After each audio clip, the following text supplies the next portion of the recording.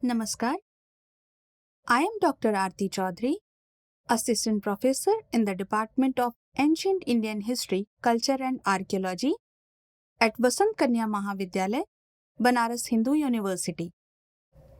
I welcome you all in this 12-week course, which title is History of Science and Technology in Ancient India from Harappan Civilization to 7th century CE. Today, we are going to discuss Module 1, which name is Introduction to the Course, Definition of Science and Technology, Objectives, Discussion on the Sources. Today is third lecture and the title of the lecture is Sources of Ancient Indian Science and Technology.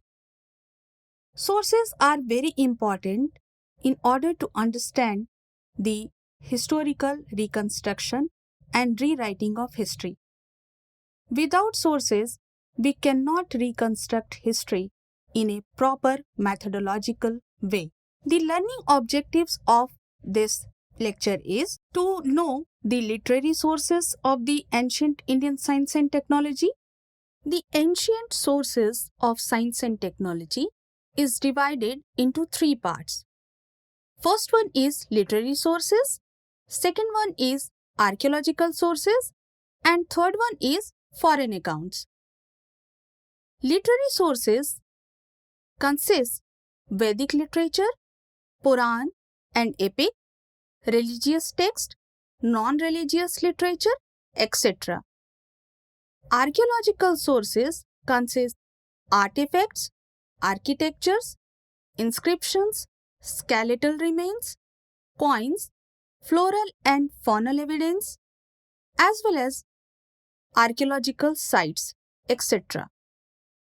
The foreign accounts consist the travelogue and insightful writings of Europeans, Greek, Arab, Roman, and Chinese traveler. We will discuss it point-wise in our upcoming slides.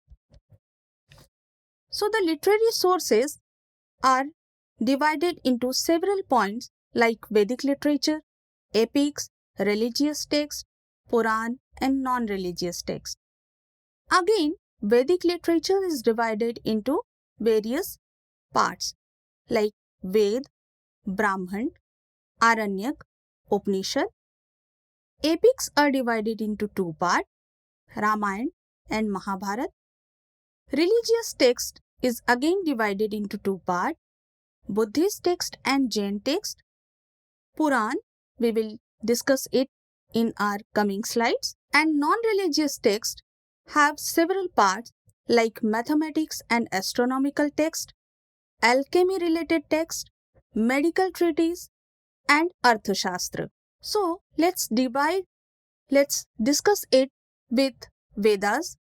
There are 4 Vedas: Rig Ved, Sam Ved, Yajur Ved, Atharva Ved, and the Brahman. The Brahman describe the rules for the performance of sacrificial ceremonies, which is mentioned in the Samhitas. The third category of the sources is Aranyak, which is also called forest book, as they written mainly by hermits living in the jungle for their pupils. They deal with mysticism and philosophy. Every Ved have Samhita, Brahman, Aranyak, and their own Upanishad. Let's discuss about the Upanishad, Dharmashastra, and Shad-darshan, which are very important literary source to understand the ancient science and technology. The literal meaning of Upanishad is to sit near someone. There are 108 Upanishad, of which 13 are the most prominent. The Upanishad dwell on the Atma and Brahma. Now the quotation related just like Satyameva Jayate, which is inscribed at the base of our national emblem is taken from Mandukya Upanishad. This Upanishad is largest of all Upanishad. The mantra Asato ma Sadgamaya, Tamso ma Jyotirgamaya, Mrityor ma Amritgamaya. This mantra is taken from Brihadaranyaka Upanishad. The Dharma Shastra is based on a righteous moral laws. It is divided into three parts. Dharma Sutra, the time period of Dharma Sutra in between 600 BCE to 300 BCE. The second one is Smriti. The time bracket is 200 BCE to 900 CE. And lastly, commentaries, which is Tika and Bhasya. The Shadadarshan. It is divided into 6 parts, which is Nyaya, Vaisheshik, Sankhya, Yoga, Purva Mimamsa and Uttar Mimamsa. These Shaddarshan texts are very important in terms to understand the evolution of scientific theory like doctrine of 5 elements, the atomic theory and the concept of atomism in ancient Indian text. Nyaya emphasizes reasoning and logic, while Vaisheshik explores atomic theory and natural sciences. Sankhya explains the duality of matter and consciousness, and Yoga focus on self-discipline and meditation for spiritual growth. Purva Mimamsa upholds Vedic ritual and Vedanta delves into the nature of ultimate reality. Together, these schools offer a comprehensive understanding of life, knowledge, and the universe. The next important source is epics. In Ramayana and Mahabharata, there is an explanation of gold and silver jewelry as well as glass ornaments, which indicates the technology of gold, silver and glass at the contemporary period. The date of the Ramayana and Mahabharata is another topic of controversy, but roughly we can trace the date of Ramayana in between 5th to 4th century BCE to 3rd century BCE and Mahabharata circa 400 BCE to 400 CE. Puran is the another important source to know the ancient science and technology in Indian context. The word Puran literally means old. The Puran generally discuss 5 topics. Sarga deals with the creation of the world. Pratisarga, it means recreation. Manvantar, periods of the various Manus. Once, genealogy of the gods and rishi, and Vanshanucharit, the text relating to the royal dynasties, both like Suryavanshi and Chandravanshi. There are 18 Mahapuran, which is also called Great Puran. These are the important sources to know the ancient social, economical, political, religious, and different conditions of the contemporary period. The 18 Mahapuran names are Vishnu Puran, Narad Puran, Bhagavat Puran, Garud Puran, Padma Puran, Varaha Puran, Matsya Puran, Kurma Puran, Ling Puran, Shiva Puran, Skanda Puran, Agni Puran, Brahmand Puran, Brahma Vaivartya Puran, Markandeya Puran, Bhavishya Puran, Vaman Puran, and Brahma Puran. There are many Upapurans, which is also called secondary Puran, they are also important to trace the information regarding ancient science and technology. Now, let's discuss about the religious text which gives information regarding the contemporary science and technology. Like these names are from Buddhist texts, and on the basis of these sources, we can trace the medicine practices in the Buddhist period. Like Tripitak, Pali Canon, Jatak Tales, Mahavastu, Lalit Vistar Sutra, Milind Panho, Manjusri Vastu Vidya Sastra, Saddharma Pundarik Sutra. These are the important sources which gives information regarding the medicinal practices of Buddhist period. The important Jain text like Surya Pragyapti, Chandra Pragyapti, Tiloya Panniti by Yati Vrishabha, Ganitani Yoga, Tatvarth Sutra by Acharya Uma Swami, Panchasti Kaya Sara by Kunda Kunda, Trilok Sara by Nemi Chandra, Niryukti text by Bhadrabahu. These are important Jain texts which give information regarding Jain astronomy, Jain mathematics, and the contemporary science and technology which existed in the time period of 6th century BCE and onwards. Now, non-religious literature, which is important for the ancient sources of science and technology. It is related to the mathematics and astronomy.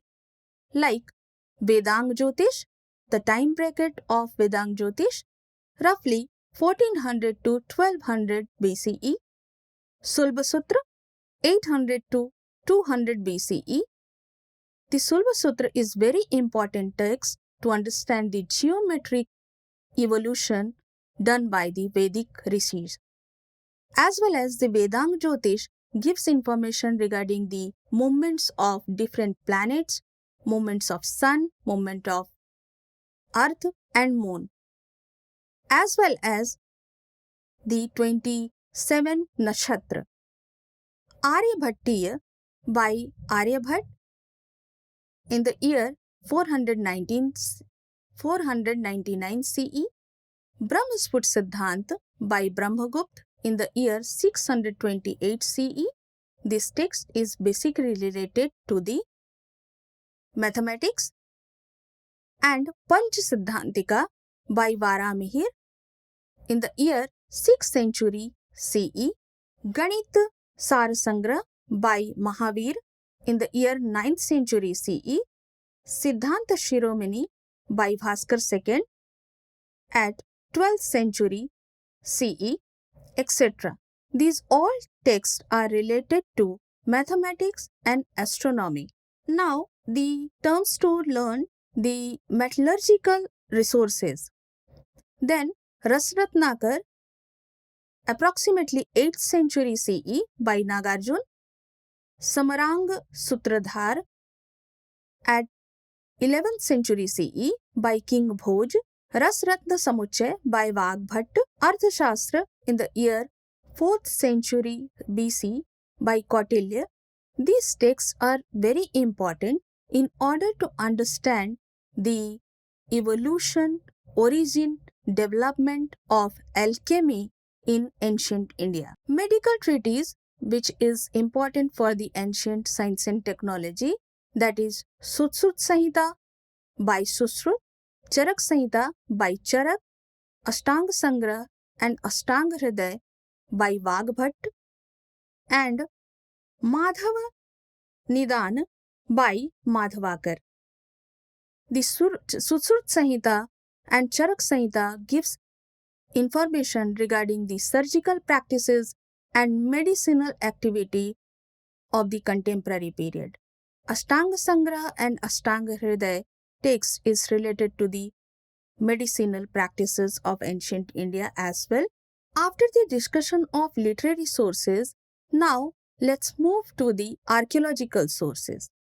Archaeological sources is very important in order to understand the past human activity on the earth. These archaeological sources are divided into several points, like it is divided into artifacts, inscriptions, architecture and monuments, coins, skeletal remains, floral and faunal remains. Archaeological sources, we all know the Indian history roughly divided into three parts, which is prehistory, proto-history and historical period. In prehistory, we have the only archaeological sources. We don't have any literary sources regarding prehistoric period. So, if we want to study the prehistoric study, then we have to rely on different archaeological sources like stone tool technology, bone tools, flora, fauna, metal, and pottery.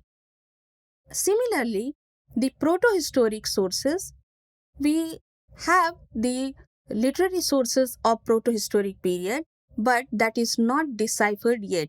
So, in these circumstances, we have to rely on archaeological sources to study the proto-historic history. The proto-historic sources are divided into several points like pottery, stone, bone and metal tools, flora, fauna, metallurgy, weight and measurement, stone and metal beads, astrology, seals, bricks, different structures, and furnaces. Now, what is inscription? An inscription is a written or engraved text on a hard surface such as stone, metal, wood, and pottery. Some of the important examples are Ashokan rock edicts, 3rd century BCE is the time period, iron pillar inscription, 4th 5th century CE, a whole inscription of Pulkeshin II, 7th century CE, Karnataka, Brihadeshwar temple inscription, 11th century CE, Tanjore inscription, Chol period, Tamil Nadu, Karegalu inscription, 14th-16th century CE, Hampi, Karnataka, etc. As we all know that inscriptions are very important source which gives information regarding the social, political, economic and different condition of contemporary period. But in scientific point of view, we can also give information regarding the tools used for the inscription making and what is the conservation and preservation practices is done for the inscription for the study or for the reconstruction of historical rewriting. Now, the definition of artifacts. What is artifacts? Those objects that were created or modified by humans are called artifacts. For example, pottery, stone tool, bone tools, weapons, jewelry, metal object, beads, etc. The Harappan civilization exemplified early metallurgical expertise as evidenced by bronze and copper artifacts, and the presence of copper drills and furnace across Harappan sites underscores their remarkable advancements in metallurgy. In architecture and monuments, the best examples are Kandariya Mahadev Temple, situated in Madhya Pradesh, Shore Temple, situated in Tamil Nadu, Lingaraj Temple in Odisha, Iron Pillar in Delhi, Virupaksha Temple in Karnataka, Rani Ki Vav in Gujarat, Meenakshi Temple in Tamil Nadu. We all know these are the unparalleled examples of Indian architecture. What tools were used to make this temple? What tools were used by the ancient technician to carve different type of sculptures on the temple. How they made the different mandap is the very specific feature of any temple. So these points are very important when we are going to reconstruct the scientific interpretation of any historical subject. Coins are the another important archaeological sources.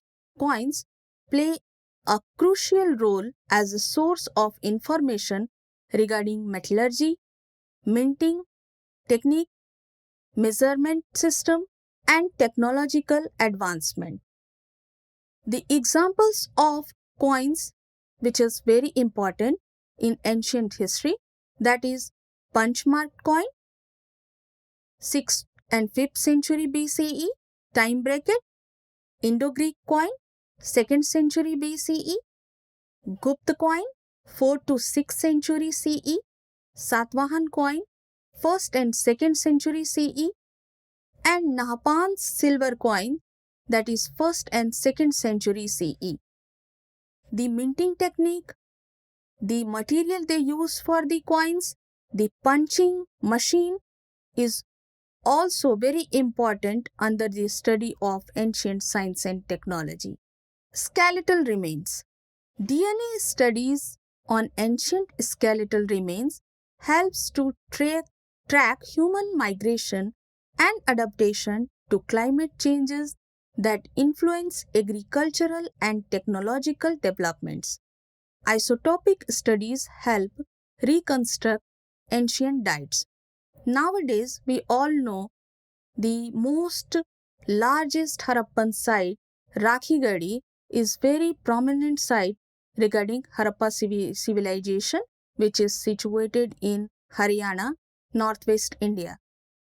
From Rakhigadi, we found Mount 6 is generally related to the different burials, and that burial study will definitely disclose the DNA of Harappans, which is part of new research. But the study of DNA of that Harappan skeleton is very important in order to understand the origin of Harappans. Now, flora and fauna, the another important archaeological sources. Floral remains like seeds, pollen, charcoal reveal agricultural practices, irrigation methods, and wild and domestic varieties of the cereals. Faunal remains such as bones, shells, and teeth indicate diet pattern, wild and domestic species of animals. We all know specific kind of animal and vegetation flourished in a specific kind of climate. If we get some specific vegetation and animal in a particular period, then that period is definitely suitable for that particular species. So, we can reconstruct the contemporary climate condition on the basis of the study of flora and fauna. Foreign accounts. This is the third category of ancient Indian sources regarding science and technology. This is basically related to the writing materials of foreign travelers or foreign pilgrims. It will discuss under three categories. Like first one, Greek and Roman accounts. Second one, Chinese accounts, Arab and Persian account. Megasthenes wrote Indica. The time period of this text is 4th century BCE. He is from Greece. In Indica, he mentioned India's sophisticated irrigation system. He highlighted the innovative use of iron tool and weapons and praised the exceptional urban infrastructure and advanced drainage system of Patliputra. Second important author is Pliny, who is Roman. He praised the superior quality of iron in weapon and tools, emphasizing its hardness and quality. In his work, Natural History, the time period of this text is 1st century CE. Next, is related to the Arab travelers and first name is Al-Biruni. He wrote the text Tahqiq-e-Hind and the time period of the text is 11th century. The another important author is Al-Masudi. He wrote text Muruj-ul-Jahab at 10th century CE. They explored Sanskrit text, shaping Arab mathematics with concepts like zero, decimal, and trigonometry.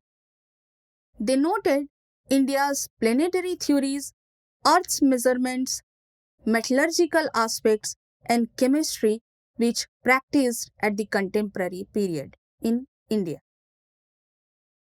Next Arab traveler is Ibn Battuta, and the text which is written by Ibn Battuta, that is Rihla. The time period of the text is 14th century. He also praised India's water system, textiles, and innovations.